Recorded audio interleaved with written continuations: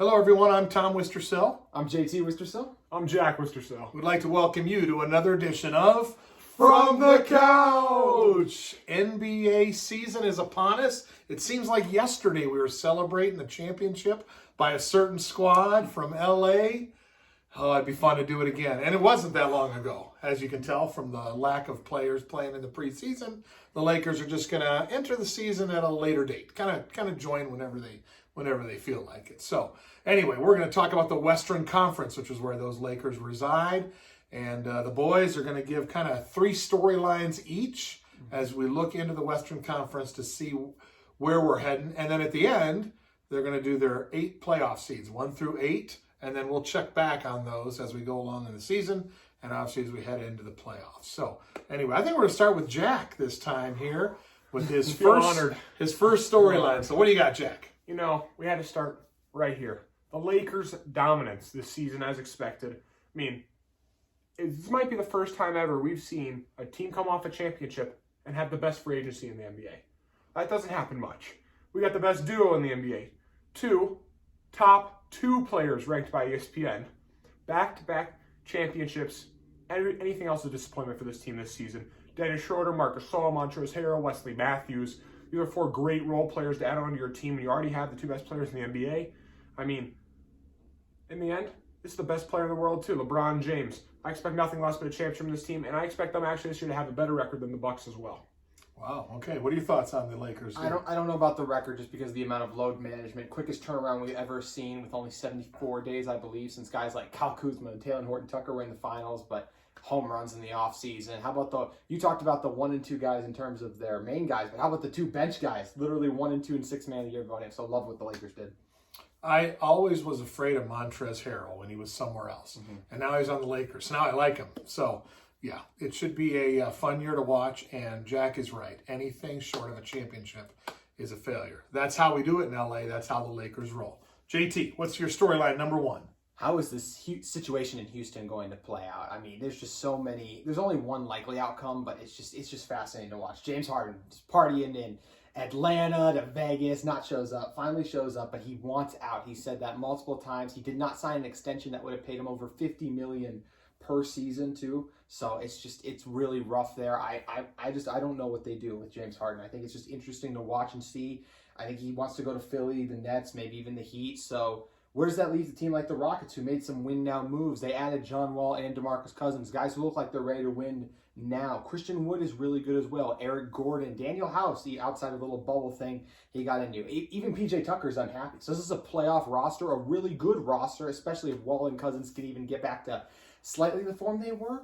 But it's just interesting to see what's going to happen because James Harden wants out, and I don't know if he's going to change it. So how long is he going to be in Houston? Very interesting to see if this all blows up in their face. Yep, good point. What are your thoughts on the Rockets? You're coming back with 2 players that everyone knows for being really good and then injuries. And I think one of them is going to have a really good year, and one of them is going to have an average year.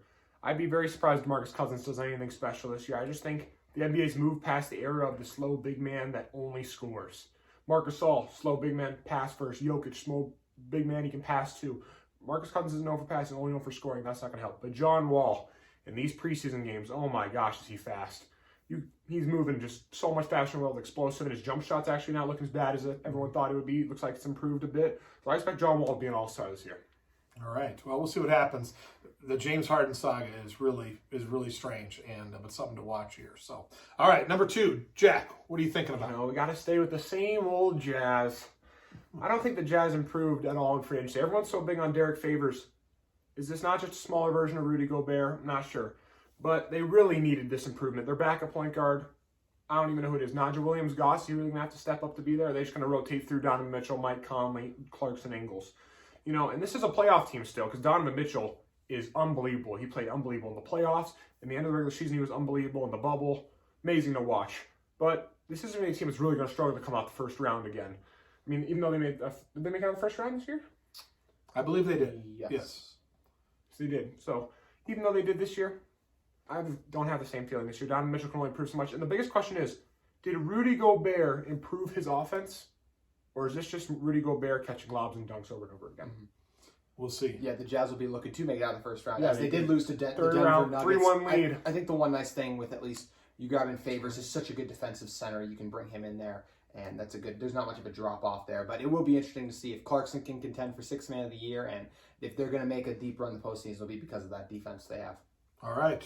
Number 2 storyline, JT. I'm going to talk about the biggest wild card, and that's the Pelicans. There's just a lot of unknowns about this roster, some veteran commodities, some young guy, and a coach who can be hit or miss at times. And Stan Van Gundy had some success with the Heat, but the year after he left, they win a title with Dwayne Wade and Shaq. Then make it to the NBA Finals with the Orlando Magic. Had some success there. Even with those Piston teams with Drummond and Reggie Jackson, they overperformed as well. Now he takes on an uber-talented cast with the Pelicans. So it's just interesting because you got guys like Eric Bledsoe, defensive-minded guy, JJ Redick, three-point sniper, Steven Adams. These are all veterans ready to win now. But is the rest of this roster? I don't know what we're getting out of the Nickeil Alexander-Walkers of the world, the Kyer Lewises, guys like Nico Melli who can shoot it up. And then obviously, there's a lot of young guys. And then let's get to the big three of their young guys. Brandon Ingram, balled last year, earned his extension, 20-plus point per game score. Lonzo. You guys know you're Laker fans. We just don't know the kind of Lonzo we're going to get. Triple-double roller coaster up and down. One night he's hot from three, the other he's not. And, of course, Zion Williamson. 22 points per game when he played last year, 6 boards, 50% shooting. I think he has a chance to be a top 20 player in the league this year if he can stay healthy. An unstoppable force in the paint. But all these things are dependent on health, and it's their first year playing together with this weird offseason. They could be really good and be in that playoff mix, or they could be one of the 3 worst teams in the West. All right, what are your thoughts? We got to talk about Zion Williamson. Is this man good? Yes. 19th ranked in ESPN. He hasn't even played 40 games in the NBA yet. It's unbelievable. He can't shoot it that well. He's pretty big. And he's only 6'6". Charles Barkley was a phenomenal player, but that's back in the day. Times have changed now. I don't know if Zion's going to be ready for this type of NBA game. I think he's going to be a great player. I don't think this will ever be. He can never be the best player on a team that's going to win a championship. So it'll be interesting to see how he performs, but, I mean, him and Brandon Ingram, I don't think that's a playoff team yet. Okay. All right, we'll see what happens there. Zion's fun to watch. Yes. I don't know about the rest of the roster. You named a bunch of guys I don't even know who they are. So, anyway, okay, 3 storyline. We Jack, what do you talk got? about the teams that didn't make the playoffs this year, but have a chance to make it this year. The Warriors are a great example. I'd be very surprised they don't make the playoffs. They have the best shooter ever to play the game. And I don't think it's that debatable anymore. Steph Curry's unbelievable. Draymond Green, great passer. And James Wiseman, great shot to win Rookie of the Year, the type of minutes he's going to get. Then we're going to talk about the Grizzlies. The Grizzlies, phenomenal young duo in John Morant and Jared Jackson. Jared Jackson was injured, a little beat up, but John Morant showed that he has potential to be a great point guard in today's NBA. And they have a lot of solid role players. Dylan Brooks, Brandon Clark, Jonas Valanciunas, guys that people don't see as much. And then the biggest offseason team for sure this year is the Suns. Chris Paul moving to the Suns. This is an NBA veteran that just makes plays. Moving with, everyone says, Kobe Jr., the way he scores the ball, Devin Booker. And DeAndre Ayton, a little bit of Shaq in him. He's not quite there yet. He probably never will be, but he has a little bit in him.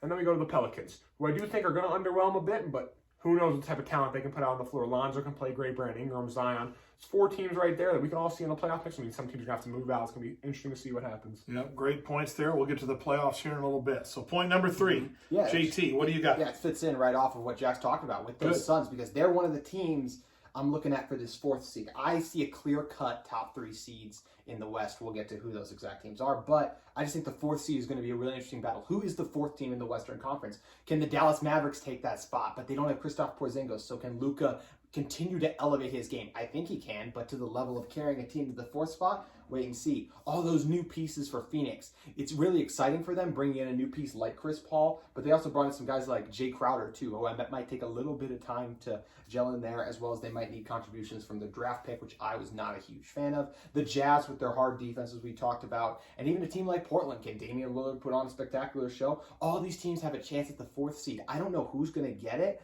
but it's going to be really fun to watch and see, because I just think that's the biggest spot of that top 4 that's up in the air right now. Okay, all right. So as we think about the playoffs now, here's where you guys, we're going to go back and forth, 1v1, Okay. For playoff seeding, and then we'll talk about it as we go along there.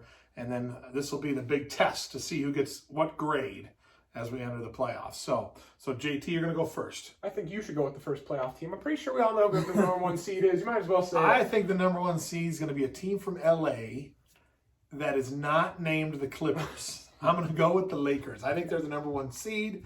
I think that they have the right mixture to give the proper guys rest. And they have the best player in the NBA and the second best player in the NBA, maybe. And I'm not sure which one I'm talking about right there. So I just know they're good. So can we agree that they're the number 1 seed in the West? Yeah, and I'll even throw in, I think Anthony Davis is a really good bet for MVP this season. I really think he'd come out hungry and try to win that while LeBron sits back. That'd be cool. Love to see that. Okay, so there's the 1 seed. Okay, number 2 seed. Who do you got, JT? I got the Clippers, I think, coming back. They'll gel a little better under Tyronn Lue, second year playing together. Kawhi, PG. PG's coming back. I think he's going to come back a little better this year. After the disappointment of the bubble, come back motivated. Still like some of those role players. Serge Ibaka, I think, could be an upgrade for them in terms of the fit over Montrezl Harrell. So I like the Clippers. Who do you have the number 2 seed, Jack? I'm going with the Nuggets here. Nuggets are one of the best regular season teams in the NBA. And the Clippers are just very up and down right now. I don't know how happy Kawhi is there. Patrick Beverly wasn't happy. He lost his best friend, Montrezl Harrell. Lou Williams, ever since the Wings. Not That remember Lou. story, who knows what's going to happen there. So I have the Nuggets. Great young core in the trio, and I expect Michael Porter Jr. to win Most Improved Player of the Year. Even though he hasn't proved that much, he's going to get more shots. So you're talking about that's why you have the Nuggets in front of the Clippers.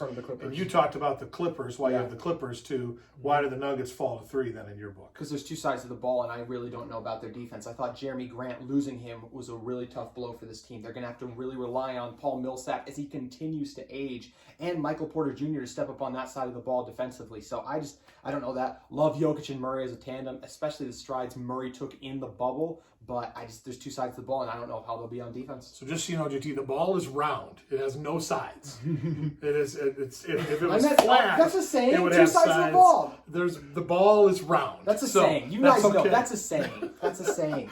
That's a saying that you just made up. So. That's right. Why the Clippers are 3. Kawhi Leonard is still a top 5 player in the NBA. I don't know where he's ranked. Doesn't matter.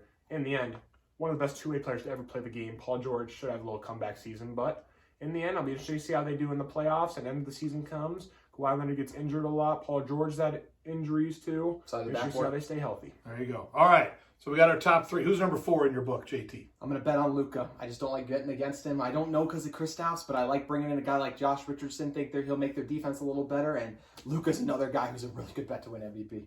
How about you? I have to agree with him here. Nobody likes giving someone the MVP 3 trophies in a row. The Mavs are getting this 4 seed purely off Luka, and he's going to win the MVP because he's going to put up phenomenal numbers. Porzingis being out for a bit, and they have a very strong team this year, and I like a lot. That's great. Okay, well, Jack, we're staying with you. We're at the 5 seed now. You both have the Mavs at 4. Who do you have at 5, Jack? I have the new team in town, the Suns. Chris Paul is going to lead this team into the 5 seed. Everyone is forgetting about Devin Booker still and his scoring ability. I still remember that game winner right over Paul George's face in the bubble. This is a phenomenal team. DeAndre Ayton slept on. Like you said, their bench and role players are very good at basketball. It's going to be a great team to watch. It's probably the team I'm actually looking forward the most to watch to see how they play in the regular season right away. I kind of have a feeling I know how the Lakers are going to look. But the Suns, I'm kind of anxious to see what they do there. So, who do you have at number 5? I'm surprised that we agree. I also put Phoenix here. I struggled, but in the end, I love their offseason. I really think Chris Paul and his leadership will help Booker and Ayton take the next step. And as Jack said, too, those role players, they can play both sides of the ball because there are 2 sides of the ball, the offensive and defensive side of the ball. That is what I meant by my saying. Okay. So, I like the Suns. Okay, all right. So we're at the 6th seed now. JT, who do you got at 6? I got the Jazz. I really the Jazz mostly stay together. Even the new guy they brought in Derek Favors, been there for a while. It's the scoring on the offensive side for me still. Bogdanovich coming off the injury. Ingles getting a little bit older. Conley getting a little bit older. But Mitchell's going to continue to elevate his game. Okay, how about the 6th seed for you, Jack? I got the Jazz too. Donovan Mitchell, unbelievable player. I think he's really going to elevate his game here and become for sure all-star. Rudy Gobert, I'm still very uncertain of. That's why I have him on the 6th. I don't know how he's going to be, but expect Mike Conley to improve last year. I know a lot of Jazz fans are very disappointed with him. Okay. All right. 7th seed. I think we're back to you now, Jack. What do you got in the 7th spot? I'm going to go the Trailblazers. I think that last season they kind of dogged the regular season a bit. They kind of thought that we'll just make the playoffs, and they realized that they barely made the playoffs. And so now Damian Lillard, CJ McCollum will really come going. And don't forget about Harry Giles, number 1 high school recruit in the preseason. He's been phenomenal. I expect him to actually end up starting by the end of the season, helping that team be a great playoff team. They could upset the Nuggets or Clippers in the first round with that type of talent. Okay. How about you in the 7th spot? What do you got? I got the Warriors with Steph Curry coming back, asserting his dominance. I'm not going to predict an Andrew Wiggins breakout season like so many have tried to do, but Draymond's still there. Wiseman will help him out. And I think they still got a solid collection of role players. So I like betting on Curry for the 7th seed. Okay. All right. That'll be interesting to see how the Warriors can handle no Clay. Believe in Curry, believe in Wiseman. I guess we'll see what happens with the Warriors Yeah. there. So, all right, number 8 seed, you're up, JT. This is where I have Portland. I'd be stunned if Harry Giles ends up beating out Yusuf Nurkic. But you talk about bringing Melo back. He's had some moments in the preseason. Rodney Hood, just a lot of really good role players. And Damian Lillard, he's still one of the clutchest players in the NBA. And I still think he finds a way to will his team to the playoffs. Also, we've seen CJ McCollum hit some really big-time shots and step up in these moments. One of the best backcourts in the league and good enough for the 8th seed, especially with all that stuff going on in Houston. If I knew Houston was going to keep it together, I'd have them in the playoffs. I think they end up blowing up. Okay, that very well might happen there. So, Jack, what do you got? So I have the Warriors at the 8th seed here. I think Steph Curry's going to be a great player, but in the end, when it comes down to the Warriors have a curse of injuries. And Steph Curry's health has been questionable. Klay Thompson, obviously, prayers up to him. But James Wiseman's been injured as well coming out the draft. Draymond Green's been injured. Just so many guys uncertain. And then, are we really going to rely on Andrew Wiggins for another year? I feel like every year we say Andrew Wiggins is going to be this, and he never is. So I expect the Warriors to barely make playoffs. Warriors-Lakers, great matchup, first round, be fun to watch. Yeah. So it's interesting. You guys have the same 8 teams with a couple of differences in the seeding there, but the same 8. So be interesting to see how it plays out. Mm-hmm. To me, the biggest question mark of all those teams on the bubble, to me, is the Trailblazers. Yeah. That's the team that I just don't know what's going to happen with them. But when I look at the list of teams in the Western Conference, I don't know who I would pick to knock them out. Mm-hmm. There's a lot of warts on these other teams there. So so we'll see. If I can throw some. Karl-Anthony Towns, first team All-NBA center, retakes the best center in the league title, can do it from all levels on offense. He is a dominant force and going to reassert his dominance this season. Timberwolves improvement, and Anthony Edwards is going to win Rookie of the Year too. Guys, when you don't make the playoffs for 10 plus years, this is what happens. You have to celebrate making the team, all team, getting your first number 1 pick. It's been a tough life for the Timberwolves fan, but some teams just can't win it every year, like the Lakers, Lake Show. We'll see what happens. So that's great. Well, we hope you enjoyed our tour here as we talked about the Western Conference as the NBA season gets ready to go. And we'll soon be back with the Eastern Conference. And we look forward to having you join us again on another edition of From the Couch. We'll see you next time.